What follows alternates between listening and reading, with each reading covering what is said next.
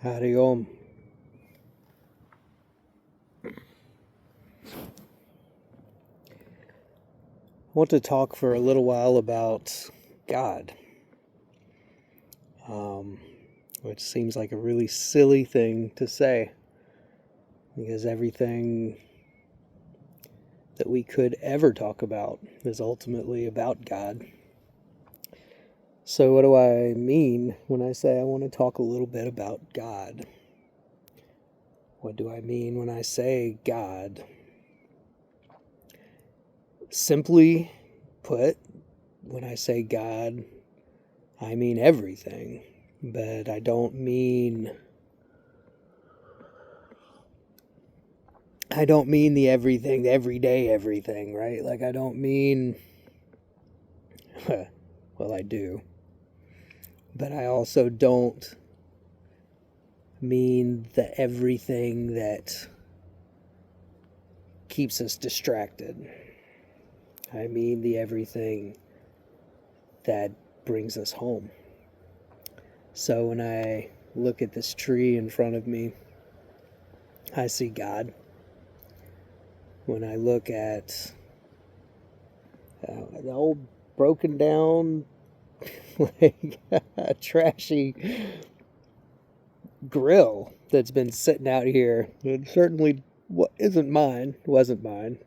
Nothing is. But that's God too, but it's God in a different way. It's God in not the way that we want to think about God. We want to think about God as being the budding tree, the flower in the spring, the sun. These beautiful things that create, that expand, that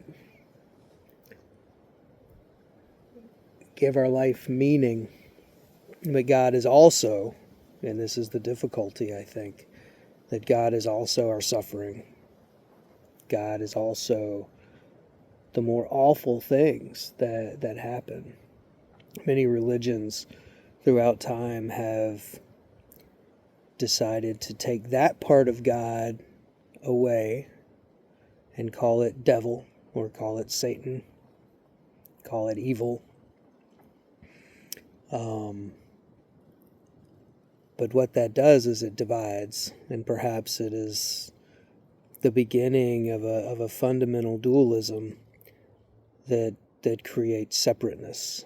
And that separateness, or the illusion of that separateness, is the thing that keeps us from experiencing God. And so what is the experience of God? The experience of God is the profound and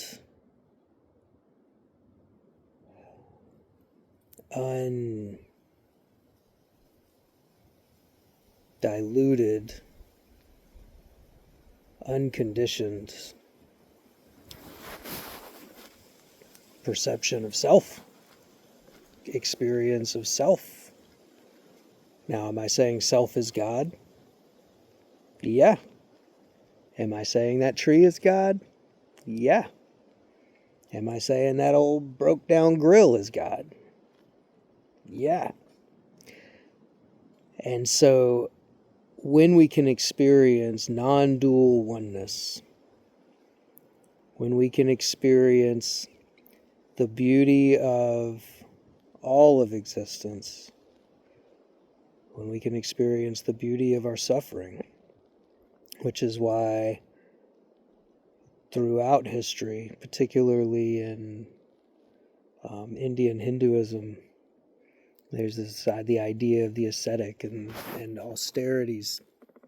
And these austerities would bring the ascetic closer to God through the use of suffering, through the use of discomfort, so that self, perhaps it's a contrast. Partly why I'm doing what I'm doing here.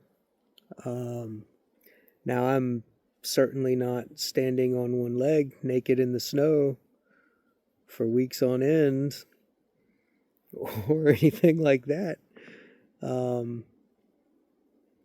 Perhaps I will one day. But for now, the basic conveniences of, not being 20 minutes from the store and not having a house and all of that is an austerity for me that brings me closer to God. And so in order to move toward that closeness to God, we have to cleanse the senses of distraction. I think this is why sensory deprivation tanks are so amazing for people. The experience of the sensory deprivation tank is so amazing for people because it cleanses or covers up. I don't think that's right. It isolates self from all of the distraction, right? Like there's not even the distraction of gravity in that space. So we have these depth experiences of the inner psychological process. Hey Dogen said that meditation is the study of the self, and that we should turn our eyeballs around so that the river flows backwards, so that we can study self. When we study self, we study God. In Christianity, it said that we were created in God's image. Yeah, reflections upon reflections upon reflections upon reflections. Indra's net, right? Like, I am nothing but an infinite reflective surface, reflecting every other reflective surface around me. Patterns, right? So we see these patterns. And this is another reason that I say that while nature itself is still a part of the Carnival of Distraction, I think that untamed, I want to say unprocessed, unmanipulated nature, the leaves on the ground, the sticks on the ground, that sort of chaotic natural mess is much closer to true self because it is unconditioned. It is less distracting. Certainly can serve as a distraction. However, it's not the plastic colors, the flashing lights. It's not the casino or the playground at Burger King or McDonald's or whatever. It's not the carnival. And so it is a mandala. The whole thing is a mandala. The self is at the center of that mandala. And when I say self here, I mean big S, self. So I mean enlightened self. The self that, and I'm distracted by a turkey vulture flying above me. This is the self that is connected. Another name for this is Atman. And when we can deeply connect to that, when we can be quiet, and nature helps with that quietness, when we can be quiet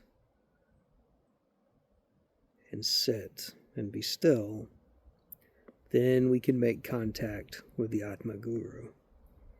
And so what is the Atmaguru? Atmaguru is the big S self, and it is the manifestation of that self that is our internal teacher. And so it is vital that we be quiet, sometimes at least, and listen and be still Stop moving. And just listen. And the voice of that Atmaguru will come through. It's not always in English or whatever language a person happens to speak. Sometimes it is. But sometimes it's just in a knowing, a feeling, an awareness. Sometimes it just is samadhi, right? Sometimes it just is full experiential awareness of oneness. That oneness, that samadhi experience is what we're all moving toward. What we're all moving toward. Always. When we feel dissatisfaction, when we feel sadness, when we feel depression, when we feel anxiety, when we feel symptoms of any disorder, that any disorder that you want to name, or deficit, as Maslow might call it, a needs deficit or deficiency. That is gravity that we're feeling. We're feeling the gravity pulling us back toward our own center. And what is at the center? God is at the center. God is at the center of the mandala. How do we connect to God? Through self. Big S, self. Not ego self, but true self. Atmaguru self. And that ultimately is what gravity is. It's love. Love for connection. Love for unity. Love for home, true home, heart home. And so we move ever so slowly, lifetime after lifetime, back toward our center, back toward ourself. And I should spend some time, I think, at some point in time, talking a little bit more about self and how self is not ego self. Self is not our story. Self is not our education. Self is not, big S self, is not my narrative. It's also you. It is how I am you. It is how you are me. It is how we are God. It is how me and that tree are in the same space, in the same finite point, emanating from the center of the mandala that is ultimately spreading across space and time. And as we move further from center, the mandala becomes more elaborate. The mandala becomes more colorful. The further we move from center, the more we enter that carnival of distraction, the more distracted we become ultimately. And so there it is.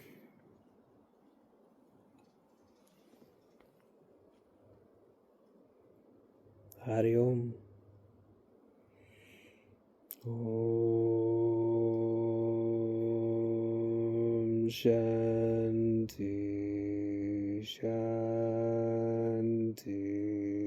Shanti.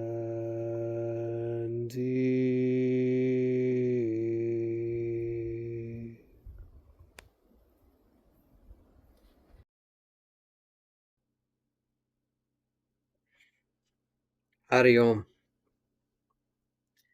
If anything I shared in this video opened a door for you, remember that true transformation only happens in the applied practice of these moments of awakening. As a transpersonal psychologist and spiritual guide, My sacred work is in helping others clear the path to that internal connection, the Atmaguru within. That inner source is the greatest guidance that we can ever receive. If this work resonates with your path, you can explore personalized mentorship or spiritual coaching with me by contacting me through my personal webpage or the soon-to-come Atmaguru Forest Hermitage website. The link is always waiting for you in the description box below the video. Hari Om.